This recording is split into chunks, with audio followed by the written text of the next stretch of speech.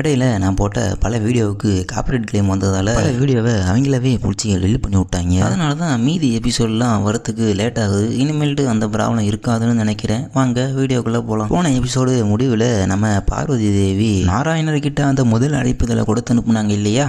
இந்த எபிசோட அதிலிருந்து கண்டினியூ பண்ணுவோம். இந்த அழைப்புதலெல்லாம் நாராயணர்கிட்ட கொடுத்து அனுப்பிச்சதுக்கப்புறம் பார்வதி தேவி வாருங்களம்மா, உங்களுக்கு நான் அழைப்புதல் செய்ய உதவி செய்கிறேன்னு சொல்கிறாங்க. நம்ம பார்வதி தேவியோட அப்பா அதான் பர்வதராஜன் ஹிமவான். பார்வதி, காசியில் முக்கியமான ஒரு நபர் இருக்கிறாரு, அவரை தனிப்பட்ட முறையில் நானே அழைக்கிறதுக்காக போவேன், அதனால சொல்கிறாப்புல. பார்வதி தேவியும் எனக்கு தெரிஞ்ச வரைக்கும் காசியில் அரச குருவை தவிர வேற யாரும் இல்லையே அப்படின்னு சொல்லி கேட்குறாங்க. பார்வதியோட அம்மாவும் குடும்ப உறவுகளுக்கு அப்பாற்பட்ட சில பிணைப்புகள்லாம் இருக்காங்க, அவங்கள அழைக்கிறதுக்கு நம்ம நேரில் போய் தான் ஆகணும்னு சொல்கிறாங்க. அழைப்புத்தில் கூட நம்ம பொறுமையாக செஞ்சுக்கலாம், ஆனால் இந்த வேலையை நம்ம முதல்ல செஞ்சணும், வாமா அப்படின்னு சொல்லிட்டு எல்லாம் கிளம்புறாங்க காசிக்கு. காசியில் அந்த முக்கியமான நபர் யாருன்னு பார்த்தா நம்ம பிரஜாபதி தக்ஷன் தான் இருக்காரு. அப்படியே இந்த பக்கம் நம்ம இந்த திதியை உங்களால் மட்டும்தான் தடுக்க முடியும், நீங்க தான் எனக்கு உதவி செய்யணும்னு சொல்லி ரதி கிட்ட வேண்டுகோள் விடுக்கிறாரு. ரதி தேவியும் நான் ஏற்கனவே என்னோட முடிவை சொல்லிட்டேன், இதுக்கு மேலே என்னால் மன்மதன் திரும்ப உயிர் பிழைக்கிறத தடுக்க முடியாது, நீங்க இங்கேருந்து கிளம்புனா நல்லா இருக்கும்னு சொல்றாங்க.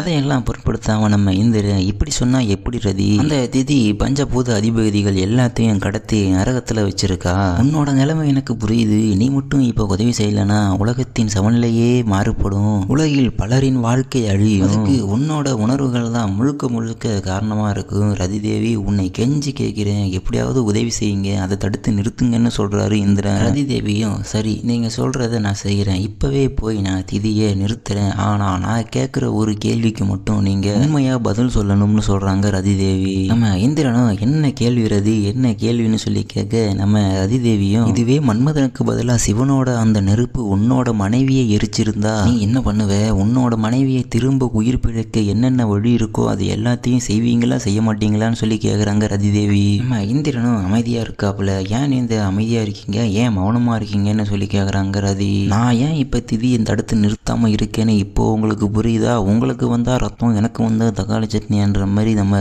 ரதி பேசிக்கிட்டு இருக்காங்க. அது மட்டும் இல்லாமல் இந்திரனை நீங்கள் இனிமேல் இந்த பக்கம் வரவே கூடாதுன்னு நான் விரும்புகிறேன்னு சொல்லி அசிங்கப்படுத்தி அங்கேருந்து அனுப்புகிறாங்க ரதி தேவி.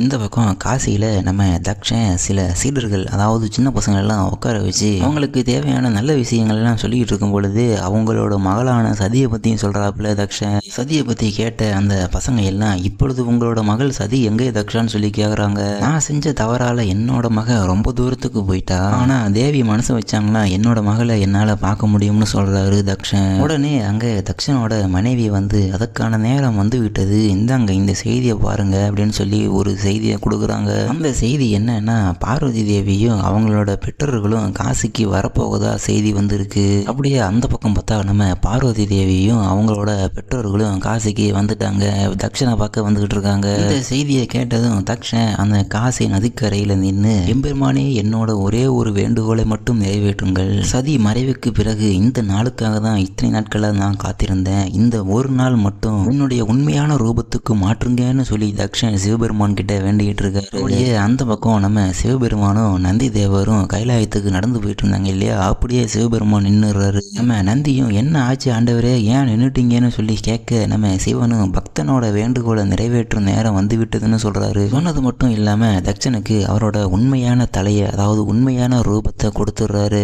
தக்ஷனுக்கு அவரோட உண்மையான ரூபத்தை அந்த தண்ணீரின் நிழலை பார்த்து சந்தோஷப்பட்டுட்டு இருக்கும் போது பின்னாடி யாரோ தக்ஷான்னு சொல்லி கூப்பிடுறாங்க. யாரான்னு நம்ம தக்ஷன் பின்னாடி திரும்பி பார்த்தா நம்ம பார்வதி தேவியும் அவங்களோட பெற்றோர்களும் இருக்காங்க. பார்வதியை பார்த்த உடனே நம்ம தக்ஷனுக்கு அவரோட மகள் சதி ஞாபகம் வந்துருச்சு. அப்படியே அந்த பக்கம் நம்ம சிவனும் நந்தி தேவரும் நடந்து போயிட்டு இருக்கும் போது நம்ம நந்தி ஆண்டவரே இப்போது எந்த பக்தனுக்கு அருள் பாலித்தீர்கள்னு சொல்லி கேட்கிறாரு. தக்ஷ பகவான் நீ அவரை திருமணத்தில் சந்திப்பீர்னு சொல்லி சொல்றாப்புல சிவன். நம்ம நந்தியும் எல்லா பக்தர்களுக்கும் உதவி செய்யறீங்க, ஆனா எனக்கு மட்டும் உதவி செய்ய மாட்டேங்கிறீங்களே அப்படின்ற மாதிரி பாக்குறாரு.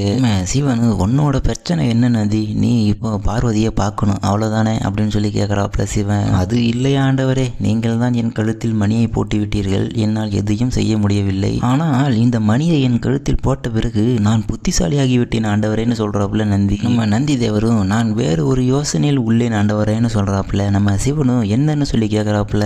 ஆண்டவரே, நீங்கள் தியானத்துக்கு போயிட்டீங்கன்னா பல வருஷத்துக்கு தியானத்திலேயே இருப்பீங்க. பார்வதி தேவியும் அவங்களோட பணிகளை செஞ்சுக்கிட்டு இருப்பாங்க. ஆனால் அந்த நேரத்தில் நான் மட்டும் தனியாக இருப்பேனே, அப்போ என்ன செய்யறதுன்னு யோசிச்சுட்டு இருக்கேன்னு சொல்கிறாரு நந்தி. நம்ம சிவனும் இதான் உன் பிரச்சனையா வான்னு சொல்லி கூப்பிட்டு போகிறாப்புல. ஆனால் நம்ம நந்தி தேவர் எங்கே ஆண்டவரேன்னு சொல்லி கேட்குறாரு. நம்ம சிவனும் உன்னை போல எந்த ஒரு வாகனமும் இந்த மாதிரியான கேள்வியை கேட்டதே இல்லைன்னு சொல்ல நம்ம நந்தி தேவரும் ஆண்டவரே என்னை மன்னிச்சிடுங்க நான் ஒரு முட்டாள்னு சொல்லி மன்னிப்பு கேட்குறாப்புல நந்தி. இவ்வளோ பெரிய காதுகளை வச்சிருந்தோம், ஆனால் நீங்கள் சொல்கிறத நான் கேட்கவே மாட்டேனே, என்னை மன்னிச்சிடுங்க ஆண்டவரேன்னு சொல்லி நந்தி தேவர் மன்னிப்பு கேட்குறாரு. பரவாயில்லை நந்தி, நான் என்ன நினைக்கிறேன்னு என்னோட மற்ற பக்தர்களுக்கு தெரியறதுக்கு முன்னாடியே உனக்கு தெரியக்கூடிய காலம் வரும். அது மட்டும் இல்லாமல் என்னோட பக்தர்களின் வேண்டுதல்கள் எல்லாமே உன் மூலமாக தான் என்னை வந்து சேரக்கூடிய நேரமும் வரும். என் பக்தர்கள் உன் காதுகளில் சொல்லக்கூடிய அனைத்து பிரார்த்தனைகளும் நேரடியாக என்னை வந்து சேரக்கூடிய நேரமும் வரும்னு சொல்றாப்புல சிவன். அப்படியே இந்த பக்கம் நம்ம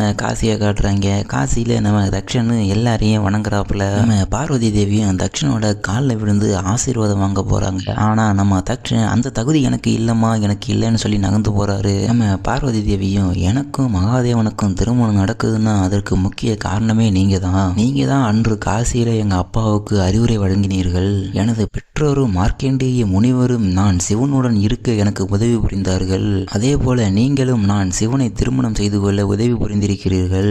நீங்கள் எனது தந்தை போன்றவர். மகளை ஆசீர்வதிப்பதற்கு தந்தைக்கு என்ன தயக்கம்னு சொல்லி கேட்டுட்டு திரும்பவும் பார்வதி தேவி தக்ஷன்கிட்ட ஆசீர்வாதம் வாங்குறாங்க. நம்ம தக்ஷனும் ஆசீர்வாதம் பண்றாரு. நம்ம தக்ஷனும் எப்போதுமே சந்தோஷமா இருக்கணுமா, நீ எப்பவுமே சந்தோஷமா இருக்கணுமான்னு சொல்றாப்புல. பார்வதி தேவி பக்கத்துல இருந்து தக்ஷனோட மனைவி கிட்டையும் போய் ஆசீர்வாதம் வாங்குறாங்க. எப்படியோ வந்த வேலையை முடிப்போம்னு சொல்லிட்டு பார்வதி தேவி திருமண அழைப்புதலை நம்ம தக்ஷனுக்கு கொடுக்குறாங்க.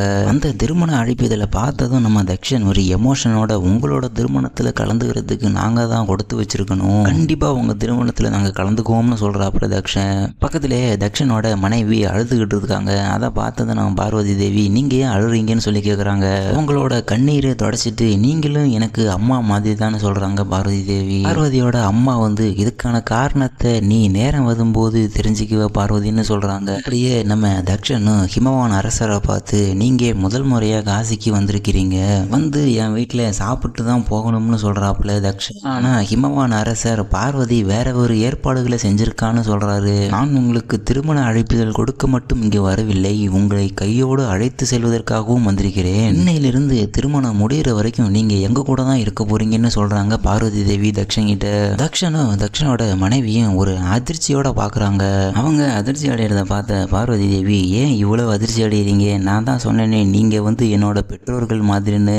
அப்படின்னா உங்கள் பொண்ணு கல்யாணத்தை நீங்கள் தானே முன்னாடி நின்று நடத்தி வைக்கணும், நீங்கள் வந்து என்னோட கல்யாணத்துக்கு வேலை செய்ய மாட்டீங்களான்னு சொல்லி கேட்குறாங்க பார்வதி தேவி. நம்ம தக்ஷனும் நானும் என்னோட மனைவியும் கண்டிப்பாக உங்கள் கல்யாணத்துக்கு வருவோம், இன்னையிலேருந்து கடைசி வரைக்கும் இருப்போம், உன்னோட கல்யாண வேலைகள் எல்லாத்தையும் நாங்கள் தான் பார்த்துக்குவோம், இப்போது உனக்கு மகிழ்ச்சியான்னு சொல்லி கேட்குறாப்புல தக்ஷன். பார்வதி தேவியும் மகிழ்ச்சின்னு சொல்லிட்டு உங்களோட பயணத்துக்கான ஏற்பாடுகள் எல்லாத்தையும் நான் செஞ்சு முடிச்சிட்டேன், இங்கே இருக்கக்கூடிய உங்களோட பணிகளை எல்லாம் செஞ்சு முடிச்சுட்டு வாங்க, நாங்கள் காத்திருக்கிறோம்னு சொல்லிட்டு அங்கிருந்து கிளம்புறாங்க பார்வதி தேவி. அவங்க எல்லாம் போனதுக்கு அப்புறம் தக்ஷனோட மனைவியை கூப்பிட்டு சதி மற்றும் மகாதேவனோட திருமணத்தின் போது எவ்வளவு திமிரு பிடிச்சவனா நான் இருந்தேன் உனக்கு நினைவு இருக்கா, ஆனா தேவி எனது மன திரும்புதலை ஏற்று அவங்களோட திருமணத்திலும் என்ன பங்கேற்க வச்சு ஒரு தந்தையா என்னோட கடமையை செய்யறதுக்கு திரும்ப எனக்கு ஒரு வாய்ப்பு கொடுத்துருக்காங்கன்னு சொல்றாப்புல தக்ஷன். தேவி ரொம்ப நன்றி தேவி, இதுக்கெல்லாம் நீங்க தான் காரணம், ரொம்ப நன்றின்னு சொல்றாப்புல தக்ஷன். ஆனா தக்ஷன் வேண்டினதை தெரிஞ்சுக்கிட்டு நம்ம பார்வதி தேவி திரும்ப நின்று நம்ம தக்ஷனை பார்த்து ஒரு சிரிச்சிட்டு போறாங்க புன்னகையோட. அப்பதான் தக்ஷனுக்கு புரியுது பார்வதி தேவி தான் தேவின்னு. அப்படியே இந்த பக்கம் நம்ம சிவன் நந்தி தேவரை சுடுகாட்டுக்கு கூப்பிட்டு வந்திருக்காப்புல. வர வழியில எல்லாம் பேய்ங்க நம்ம நந்தி தேவரை டிஸ்டர்ப் பண்றாங்க. நம்ம நந்தியும் பயத்தின் உச்சத்திலேயே இருக்காப்புல. நந்தியும் இறைவான்னு சொல்லி கத்திக்கிட்டே வந்து நம்ம சிவன் பக்கத்துல நின்னுக்கிறாப்புல. நம்ம சிவனும் சிவன் எப்பவுமே தனிமையான இடத்துல தான் இருப்பாரு, அது மட்டும் இல்லாம நீ சிவன் சிவனோட வாகனம், நீயே பயப்படலாமா நந்தின்னு சொல்லி கேட்குறாப்புல நம்ம சிவன். இல்லை ஆண்டவரே, இது பார்ப்பதற்கே பயங்கரமான இடமாக இருக்கிறது, அதனால் தான் நான் பயப்படக்கூடிய நிலையில் இருக்கிறேன்னு சொல்றாப்புல நந்தி. சிவனும் நந்தியும் உள்ளத்துல ஒன்று தைரியம் இருக்கணும், இல்லை பயம் இருக்கணும், இது ரெண்டையுமே உள்ளத்துல வச்சுக்கிட்டு ஒருவரால் வாழ முடியாதுன்னு சொல்றாப்புல சிவன். நந்தி, உனக்குள்ள தைரியம் இருந்துச்சுன்னா உனக்குள்ள சிவனே இருக்கிறார் என்று அர்த்தம். சிவன் இருக்க வேண்டிய இடத்துல பயமே இருக்காதுன்னு சொல்றாப்புல சிவன். சிவன் இருக்கக்கூடிய உள்ளத்துல சந்தேகத்திற்கும் பயத்திற்கும் வேலையே இல்லைன்னு சொல்றாப்புல நம்ம சிவன். அப்படி உனக்குள்ள சந்தேகமும் பயமும் இருந்துச்சுன்னா உன் உள்ளத்துல சிவன் இருக்க மாட்டாருன்னு சொல்றாப்புல. சிவன் இருந்தா பயம் இல்லை, பயம் இருந்தா சிவன் இல்லைன்னு சொல்றாப்புல. இப்போது சொல் நந்தி, உன் உள்ளத்தில் பயம் இருக்கிறதா இல்லை சிவம் இருக்கிறதான்னு சொல்லி கேட்கிறாப்புல சிவன். நம்ம நந்தி தேவரும், சந்தேகமே இல்லை ஆண்டவரே, நீங்கள் தான் என் உள்ளத்தில் நீங்கள் தான் இருக்கிறீர்கள் ஆண்டவரேன்னு சொல்றாப்புல நந்தி. நம்ம சிவனும் சிரிச்சுக்கிட்டே, சரியாக சொன்னீர்கள், அப்படி என்றால் சந்தேகம் எதையும் கேட்காமல் என்னுடன் வாருங்கள்னு சொல்லிட்டு சிவன் நடந்து போறாப்புல. இருந்தாலும் நம்ம நந்திக்குள்ள ஒரு பயம் இருந்துகிட்டே இருக்கு. இறைவா இறைவா, நெல்லுங்கள் நெல்லுங்கள், என்னை விட்டு விட்டு சென்று விடாதீர்கள், நானும் வருகிறேன்னு சொல்லி ஓடுறாப்புல நந்தி. அப்படியே இந்த பக்கம் பார்வதி தேவியோட அரண்மனையை காட்டுறாங்க. தக்ஷனோட மனைவியும் அங்கே வந்திருக்காங்க. அவங்கள உள்ள நுழையறதுக்கு முன்னாடியே பார்வதி தேவி, நீங்கள் முதல் முறையாக எங்கள் அரண்மனைக்கு வந்திருக்கிறீங்க, உங்களுக்கு நான் ஒன்று செய்ய விரும்புகிறேன்னு சொல்லிட்டு ஆரத்தி எடுக்கிறாங்க. அவங்களுக்கு முன்னாடி ஒரு தடவை நம்ம தக்ஷன் சதி தேவியை உள்ளே விடாதீர்கள்னு சொல்லி காவலர்களுக்கு உத்தரவு போட்டு வெளியவே நிற்க வச்சார் இல்லையா, அந்த நிகழ்வை நினச்சி பார்க்குறப்ப தக்ஷன், மகளே, நான் உன்னை சொந்த வீட்டிற்குள்ளேயே நுழைய அனுமதிக்கவில்லை, ஆனால் நீ இப்பொழுது எவ்வளவு அன்போடு எங்களை அழைக்கிறாய், கருணையின் வடிவமே தேவி நீங்கள் தான் மனசுக்குள்ளே நினச்சிக்கிட்டு இருக்காப்புல நம்ம தக்ஷன். அப்படியே இந்த பக்கம் நம்ம சிவனும் நந்தியும் ஒரு வழியா மயானத்துக்கே வந்துட்டாங்க. நம்ம நந்தியும், இறைவா நாம் எங்கு இருக்கிறோம் இறைவா, என் கண்களுக்கு ஒன்றுமே புலப்படவில்லை இறைவா, நீங்கள் எங்கே இருக்கிறீர்கள்னு சொல்லி கத்துறாப்புல நந்தி. நம்ம சிவனும் அவரோட திரிசூலத்தை கீழே வச்ச உடனே அங்க இருந்த புகையெல்லாம் விலகி போயிடுது. அதுக்கப்புறம் நந்தி தேவருக்கு நல்லா கண்ணு தெரியுது. இந்த இடத்த பார்த்த உடனே நந்தி தேவருக்கு ஒரே பயம், இறைவா இது சுடுகாடு இறைவா, நாம் எங்கு எட்டு செய்கிறோம் இறைவான்னு சொல்லி ஒரு மாதிரியே கேட்குறாப்புல நந்தி தேவர். நம்ம சிவனும், என்னோட உறவினர்கள் எல்லாரையும் உனக்கு அறிமுகப்படுத்தி வைக்கிறேன் நந்தின்னு சொல்றாப்புல சிவன். எனது அன்பு உறவுகளே அனைவரும் இழுத்தெழுங்கள்னு சிவன் சொன்ன உடனே பூதகணங்கள் எல்லாம் பூமியை பிளந்துக்கிட்டு எழுந்திருச்சு வராங்க. அதாவது பேய்கள் எல்லாம் வராங்க. அவங்களை எல்லாம் பார்த்த உடனே நந்தி தேவர் பயந்து போய் சிவனுக்கு பின்னாடி போய் ஒளிஞ்சுக்கிட்டாரு. அவங்க எல்லாரும் அங்கிருந்து ஒருத்தரா எழுந்திருச்சு வந்து நம்ம சிவனுக்கு வணக்கத்தை தெரிவிக்கிறாங்க. அதுல பாத்தீங்கன்னா 3 பேர் வராங்க. அந்த 3 பேத்துல 2 பேர் நல்லா குண்டா இருக்காங்க, ஒருத்த மட்டும் நல்லா ஒல்லியா எழுந்து வரான். அவங்க எல்லாரையுமே பார்த்து நம்ம நந்தி பயப்படுறாரு. 4வதா ஒரு பூதகணம் நந்தியோட கால் அடியிலிருந்து எழுந்து வந்ததை பார்த்து நந்தி தேவர் ரொம்ப பயந்து போயிடுறாரு. நந்தி, இதுதான் உன்னுடைய புதிய குடும்பம், அன்பான உறவுகள்னு சொல்றாப்புல நம்ம சிவன். இதோட இந்த எபிசோடு முடியுது. அடுத்த எபிசோட்ல பார்க்கலாம்.